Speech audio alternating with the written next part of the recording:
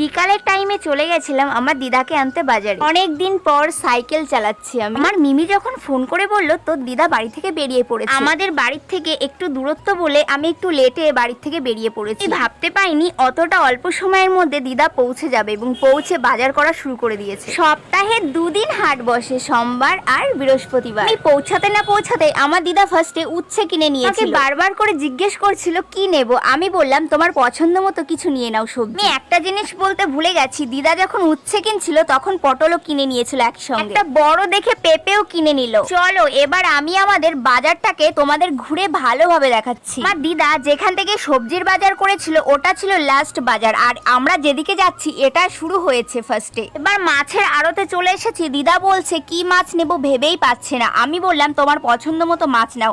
তারপরে আবার রিটার্ন করে আমার কাছে এসে বলল আরেকবার বল না কি মাছ নেব। আমি বললাম রুই মাছ নিয়ে নাও। ফার্স্টে দিদা বলছিল চিকেন নিয়ে, আমি বললাম যে না চিকেন এখন নিতে হবে না, তুমি রুই মাছটাই নিয়ে নাও। রুই মাছ কেনার পাশাপাশি কলাও কিনে নিয়েছিল আর কিছু জিনিসপত্র কিনে নিয়েছিল। বাড়ির পথে চলে এসেছি আর আমার দিদাকে দেখো কতটা কষ্ট করে হেঁটে হেঁটে যাচ্ছে।